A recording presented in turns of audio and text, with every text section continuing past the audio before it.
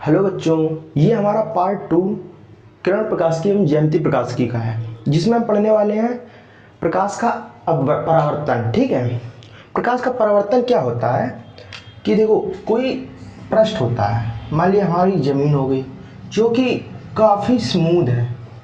ठीक है, ये हमारी ज़मीन जो कि काफ़ी स्मूथ है, ज़मीन ले लो, या फिर आप जो आपके घर पे मिरर होता है, इसमें हम अपना चेहरा देखते हैं, वो ले लो। ठीक है, अगर इस मिरर से हम प्रकाश को डालते हैं, आपने प्रयोग किया होगा कि आप बाहर जाते होगे अपने घर के बाहर, और मिरर से अंदर साइड पे, मतलब मिरर से जब प्रकाश पड़ता है और अंदर साइड आप कोई रोशनी दिखती होगी, वो आप अपनी किसी की आंखों में मारते होगे या फिर कुछ। ठीक है, तो ऐसे ही होता है, स्मूथ सरफेस पे जब प्रकाश डालते हैं तो ये प्रकाश जो होता है परावर्तित हो जाता है। इसे प्रकाश का परावर्तन का नियम कहते हैं। जैसे इसमें लिखते हैं, प्रकाश चिकनी या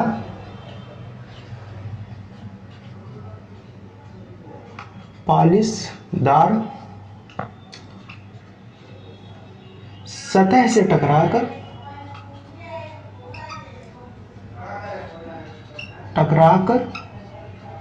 परावर्तित हो जाता है।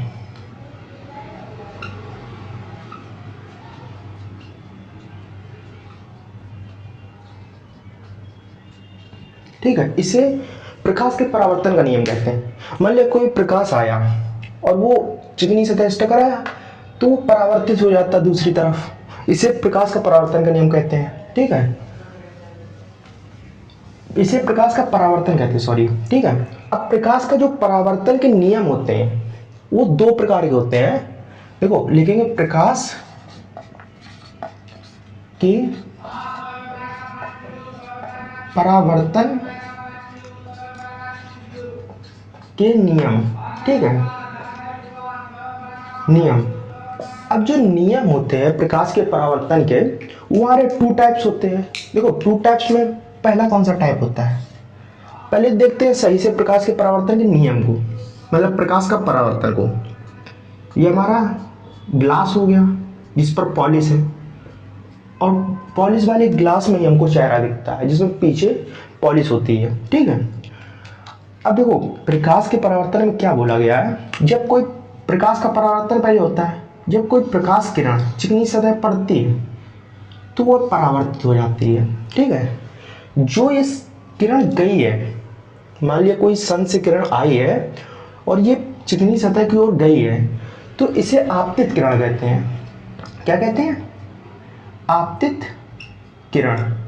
ठीक है, और जो यहाँ से टकराई और वापस लौट गई, मतलब एक माध्यम से आई और उसी माध्यम में वापस लौट गई, वायु से आई और वायु में वापस लौट गई, तो इसे कहते हैं परावर्तित किरण। परावर्तित किरण। और जो ये आपतित किरण और परावर्तित किरण का इंटरसेक्ट पॉइंट होता है, मतलब जहां से ये परावर्तित होती है, वहां पर हम एक लाइन खींच देते हैं और इस लाइन को कहते हैं अभिलंब।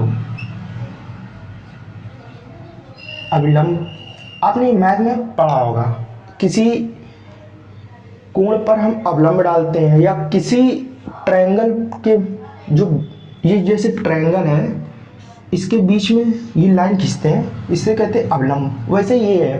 ठीक है, अब देखो, जो ये अवलंब, आपतित किरण, परावर्तित किरण जहां पे इंटरसेक्ट कर रही हैं, तो इसे कहते हैं आपतन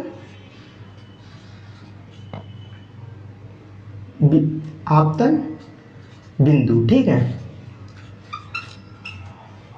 इसे कहते हैं आपतन बिंदु। अब देखो, इसकी एक खासियत होती है, आपतित किरण और परावर्तित किरण की एक खासियत होती है। क्या खासियत होती है? जो आपतित किरण द्वारा अवलंब के साथ जो एंगल बनता है, और इस एंगल को I इक्वल्स क्या होता है, जो आपतित किरण द्वारा अवलंब पर जो एंगल बनता है उसे कहते हैं आपतित किरण द्वारा बन रहा ना, तो इसे कहेंगे आपतन कोण। और जो परावर्तित किरण द्वारा अवलंब पर एंगल बनता है उसे हम आर लेते हैं, ठीक है। तो इसे क्या कहेंगे हम, परावर्तित कोण, ठीक है। तो इसे कहते हैं परावर्तन कोण। अब ये आपतन कोण हो गया, आर परावर्तन कोण हो गया। अब देखो जो इनकी खासियत है, क्या खासियत है, आपतित किरण द्वारा जितना अवलंब पर एंगल बनता है उतना ही परावर्तन द्वारा बनता है। मतलब कहने का ये मतलब है कि जो आई जितना होगा उतना ही आर होगा, जब तक ये सरफेस हमारी स्थिर है, मतलब एक प्लेन में है, एक समान में है, ठीक है। अगर इसको एंगल चेंज करेंगे, अगर इस सरफेस का एंगल चेंज करेंगे तो इनका एंगल चेंज हो सकता है, बट जब तक ये एक प्लेन में है तब तक इनका एंगल नहीं चेंज होगा।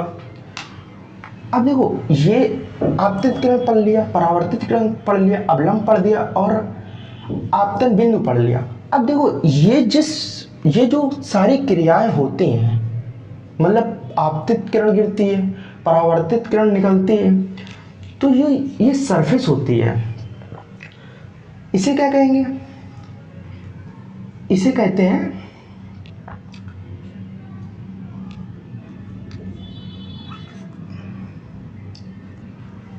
आपतन पृष्ठ, ठीक है। इसे कहते हैं आपतन पृष्ठ सरफेस को। अब इसके नियम देखते हैं। देखो फर्स्ट लॉ है इसका फर्स्ट लॉ क्या हो जाएगा, फर्स्ट लॉ कि मैंने बता चुका हूं, आपतित किरण, परावर्तित किरण और आपतन बिंदु पर अवलंब, ये अवलंब है,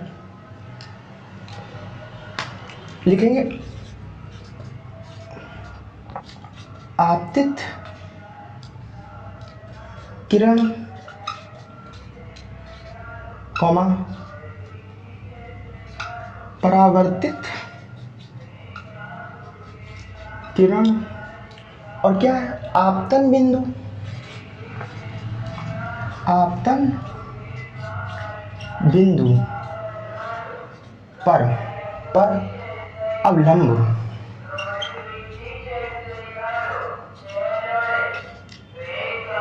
अवलंब जो होता है एक ही तल पर होता है, मतलब जो इसका पृष्ठ है वो एक ही पृष्ठ है, एक ही पृष्ठ पर होता है, एक ही पृष्ठ पर होता है। अब सेकेंड लॉ क्या हो जाएगा, सेकेंड लॉ जो हो जाएगा ये हो जाएगा, जो आपतन कोण है वो किसके बराबर होता है, आई बराबर किसके होता है, आर के, मतलब आपतन कोण बराबर परावर्तन कोण होता है। तो लिखेंगे आपतन कोण, आपतन कोण कितना होता है, एंगल को कोण इससे ड्राइव करते हैं, ठीक है। तो हमने एंगल किया, कोण आई आपतन कोण है, इक्वल्स किसके होता है, परावर्तन कोण, परावर्तन कोण। और परावर्तन कोण को किससे लेते हैं, मैंने बताया है आर से। ये हो गया आपका प्रकाश के परावर्तन के नियम, ठीक है। अब जो प्रकाश कितने टाइप से परावर्तित हो सकता है वो देखते हैं।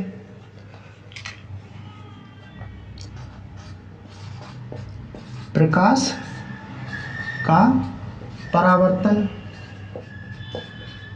प्रकाश का परावर्तन कितने टाइप से हो सकता है वो देखते हैं, ठीक है। अब देखो प्रकाश का जो परावर्तन होता है वो 2 टाइप्स होता है, first types and second type. अब देखो प्रकाश का मैंने बताया था, जो प्रकाश का परावर्तन एक नियमित परावर्तन होता है। फर्स्ट नंबर क्या होता है, नियमित परावर्तन।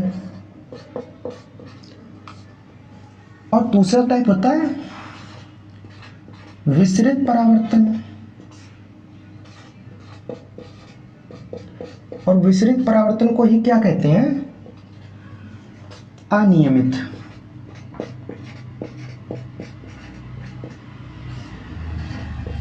परावर्तन। अनियमित परावर्तन, ठीक है, इसी को विसरित को अनियमित कहते हैं। अब देखो, ये जो नियमित परावर्तन होता है वो क्या होता है? जब कोई पृष्ठ प्लेन में होगा, मतलब कोई चिकनी सतह है जो प्लेन में होगी, अगर उससे कितनी भी रे आ जाए, मान लिया कितनी भी रे आ जाए, ठीक है, जो परावर्तन होगा, परावर्तन का जो इधर से एंगल बनेगा वो सेम होगा, ठीक है, एंगल सेम होगा। और उसके साथ साथ क्या होगा? नियमित परावर्तन लिखा है तो जो इनके बीच की डिस्टेंस होगी, ये डिस्टेंस, आपतित किरण की डिस्टेंस और परावर्तित किरण की भी डिस्टेंस हमेशा सेम होगी। इसे नियमित परावर्तन कहते हैं। मतलब इसके कहने का मतलब ये है कि जो किसी सतह पर आपतित किरण जब, मतलब किरण जब आपतित होंगी, किरण जब आपतित होंगी तो परावर्तन के पश्चात वो उनकी जो डिस्टेंस होगी बीच की, वो हमेशा सेम रहेगी। मतलब ऐसा नहीं कि किसी एंगल पर गिरे और दूसरे एंगल पर निकले आके, तो ऐसा नहीं होगा, ठीक है। और विसरित परावर्तन क्या होगा? अगर किसी खुरदरी, ये मान लिया खुरदरी सतह है, ठीक है, अब खुरदरी सतह से अगर हम परावर्तन कराते हैं, 1 लाइन, 2 लाइन एंड 3 लाइन, ठीक है, परावर्तन कराते हैं तो पहला एंगल तो ये बनेगा, सेकेंड एंगल ये बनेगा आपका, और थर्ड एंगल ये बनेगा। अब आप देख सकते हो, देखो इसकी जो डिस्टेंस थी वो सेम थी, हमने सेम पर परावर्तन कराया था, ठीक है। जो परावर्तन के बाद रिजल्ट आया है, ये देखो, ये जो इसके बीच की दूरी है वो चेंज हो गई। अब जब दूरी चेंज हुई है तो एंगल में तो कुछ चेंज आएगा ही, क्योंकि खुरदरी सतह है। अब ऐसा होता है, मान लिया ये है, ठीक है, ये खुरदरापन है। अब यहाँ पे हमने रे डाली और रे डालकर ये यहीं पे मुड़ गई, तो इसके बीच एंगल क्या बना? एंगल अब यहाँ से लेंगे तो ये एंगल सेम होगा, ठीक है। तो ऐसा एंगल तो सेम होता है, बट जो ये डिस्टेंस होती है ये चेंज हो जाती है। इसे कहते हैं नियमित और विसरित परावर्तन, ठीक है। अब आपने ये देख लिया, आपतित किरण और परावर्तित किरण एक ही पॉइंट से गुजरती। अब आप कहोगे कि अगर हम सीधी रे डाल दें अवलंब से तो क्या होगा? तो एक इसमें नोट लिख लो, नोट लिख लो या फिर स्टार बना के लिख लो, ठीक है। इसमें क्या होता है कि आप अगर रे 180 डिग्री पर डालोगे, ये सिंपली आपका 180 डिग्री होगा, ठीक है। अवलंब पर डालोगे, अवलंब पर किरण आपतन,